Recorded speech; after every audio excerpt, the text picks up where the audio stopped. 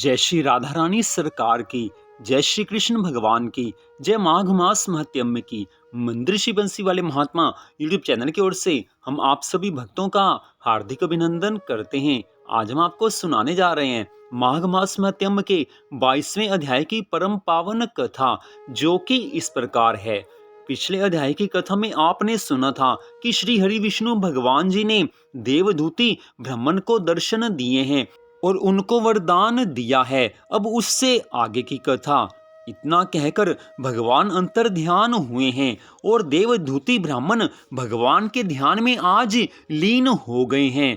तब देवनिधि कहने लगे हैं कि हे महर्षि, जैसे गंगा जी में स्नान करने से मनुष्य पवित्र हो जाता है, वैसे ही भगवान की इस कथा को सुनकर मैं पवित्र हो गया। कृपा करके उस स्तोत्र को कहिए जिससे उस ब्राह्मण ने भगवान को प्रसन्न किया है। आज लोमश ऋषि जी महाराज कहने लगे हैं कि उस स्तोत्र को पहले गरुड़ जी ने पढ़ा, उनसे मैंने सुना। हे विप्रवर, यह स्तोत्र अध्यात्म विद्या का सार और सब पापों के नाश करने वाला है। यह स्तोत्र इस प्रकार है। वासुदेव सर्वव्यापी चक्रधारी सज्जनों के प्रिय जगत के स्वामी श्री कृष्ण को नमस्कार है। जब स्तुति करने वाला जिसकी स्तुति की जाए तथा सभी जगत विष्णु में है, तो किसकी स्तुति की जाए? जिस भगवान के श्वास वेद हैं, फिर कौन सी स्तुति है जो उनकी प्रसन्नता के लिए की जा सकती है? जिसको वेद नहीं जान सकते, ना वाणी मन जान सकता है, उसकी स्तुति में अज्ञानी क्या कर सकता है? सारा चर और अचर संसार जिसकी माया से चक्र की तरह घूम रहा है, इसी से हे प्रभु आप चक्रपाणी कहलाते हो। ब्रह्मा विष्णु आप ही हो।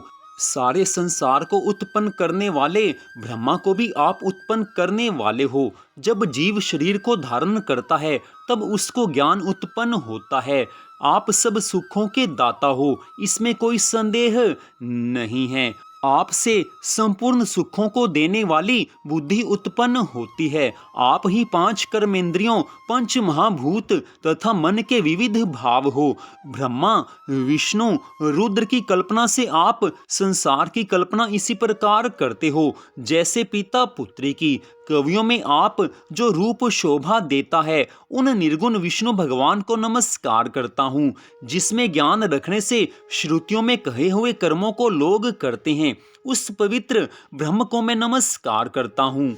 मैं उस सत्य रूप हरि को, जिसको योगी लोग सब प्राणियों में आत्म रूप देखते हैं, उपासना करते हैं, जिसको अद्वैत कहे हुए गाते हैं और यज्ञ करते हैं, उन माधव भगवान को मैं नमस्कार करता हूँ।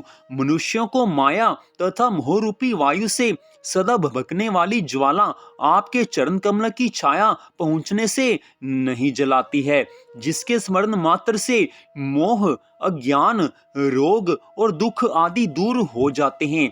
उन अनंत रूप को मैं नमस्कार करता हूँ, जिसके मिल जाने पर और किसी दूसरी वस्तु की आवश्यकता नहीं रहती, इच्छा नहीं रहती, जिसको जानकर अद्वैतवादी आत्मा को समान देखते हैं।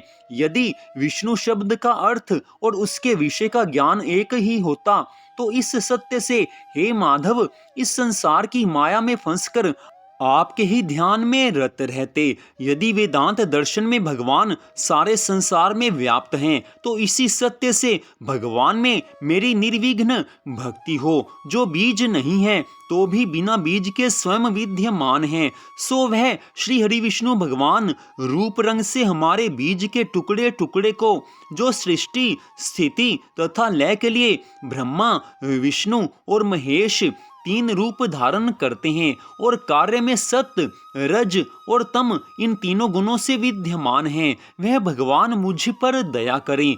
जो देवताओं की प्रार्थना पर अवतार धारण करते हैं, वह भगवान मुझ पर प्रसन्न हो जाएं। जो प्राणियों के हृदय रूपी मंदिर में निर्मल देव वास करते हैं, वह भगवान मुझ पर प्रसन्न हो जाएं। जो अविद्या पूर्ण संसार का त्याग करता है, जगन्मय आप हो। आपका बनाया हुआ विश्व आनंद करता है, आपके त्याग करने पर अपवित्र हो जाता है। उसका साथ करने पर भी आप बिना साथ के बने रहते हैं।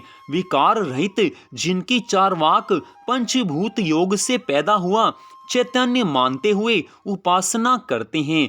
कोई आपको शरीर का परिणाम मानते हैं और सांख्यवादी आपको प्रकृति से पर पुरुष मानकर ध्यान करते हैं। जन्म इत्यादि से रहित चैतन्य रूप सदा आनंद स्वरूप उपनिषद जिसकी महिमा गाते हैं। आकाश आदि पंच महाभूत, देह, मन, बुद्धि, इंद्रियां, सब कुछ आप ही हो। आपसे अलग और कुछ नहीं है। आप सब प्राणियों को उत्पन्न करने वाले हो और सबको शरण देने वाले हो, इसलिए मुझको भी शरण देने वाले हो। आप ही अग्नि, रवि, इंद्र, होम, मंत्र, क्रिया तथा फल सब कुछ आप ही हो।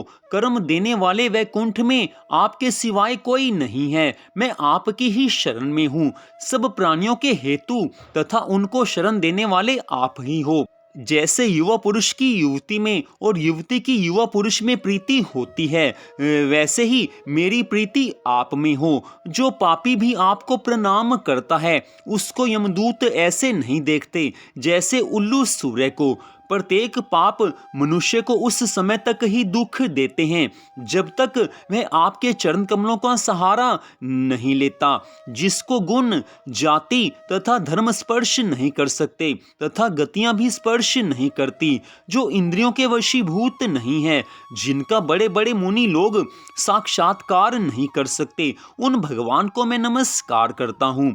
जितने ज्ञान रूपी सुंदर गुण हैं, जिन्होंने सुख स्वरूप मोक्ष रूपी लक्ष्मी का आलिंगन किया, जिन्होंने आत्म स्वरूप सुख भोगा है और जिन्होंने ध्यान रूप सुख भोगा है और जिन्होंने ध्यान रूप से मृत्यु को वश में कर लिया है, ऐसे मुनियों से सेवित भगवान को बारंबार नमस्कार है। जो जन्म आदि से अलग हैं, जिनको काम, क्रोध आदि दोष दुख नहीं देते, उन वासुदेव भगवान को मैं बारंबार नमस्कार करता हूँ। जिनके ज्ञान की गति से अविद्या रूपी मल शुद्ध हो जाता है, जिनके ज्ञान रूपी शास्त्र से संसार रूपी शत्रु का नाश हो जाता है, उन दुखों के नाश करने वाले को मैं नमस्कार करता हूँ। जिस प्रकार भगवान सब स्थावर जंगम संसार को उत्पन्न करते हैं, इसी सत्य से भगवान मुझको दर्शन दें। इतनी कथा सुनाकर आज लोमश ऋषि जी महाराज कहने लगे हैं कि इस प्रकार उसकी सच्ची भक्ति भावना को देखकर भगवान ने प्रसन्न होकर उस ब्राह्मण को दर्शन दिए हैं और उस ब्राह्मण की स्तुति से प्रसन्न होकर तथा उसको वरदान देकर भगवान अंतर ध्यान हुए हैं और वह ब्राह्मण कृतकृत्य होकर भगवान में लीन हो गया और शिष्यों के साथ स्तोत्र पढ़ता हुआ तपोवन में रहने लगा। जो कोई इस स्तोत्र को पढ़ता अथवा सुनता है, उसकी बुद्धि पाप कर्मों में नहीं लगती और ना ही वो बुरा फल देखता है। इसके कीर्तन से मनुष्यों की बुद्धि, मन तथा इंद्रियां स्वस्थ होती हैं। जो भक्ति पूर्वक अर्थ को विचार करके इसका जाप करता है, इसका पाठ करता है, वह वैष्णव पद को प्राप्त होता है। इसके सदैव पढ़ने से मनोवांछित कार्य सिद्ध हो जाते हैं, सभी मनोकामनाएं पूरी होती हैं।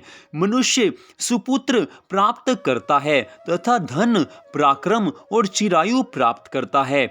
इसके पाठ से बुद्धि, धन, यश, कीर्ति, ज्ञान तथा धर्म सब ये बढ़ते हैं। दुष्ट ग्रहों की शांति होती है। यह व्याधियों व अनिष्टों को दूर करता है, दुर्गति से तारता है। इसके पढ़ने से सिंह, व्याघ्र, चोर, भूत, देव, पिशाच और राक्षस का भय नहीं रहता। जो भगवान का पूजन करके इस स्तोत्र को पढ़ता है या सुनता है, वह सब पापों से ऐसे ही अलग रहता है जैसे पंख से कमल।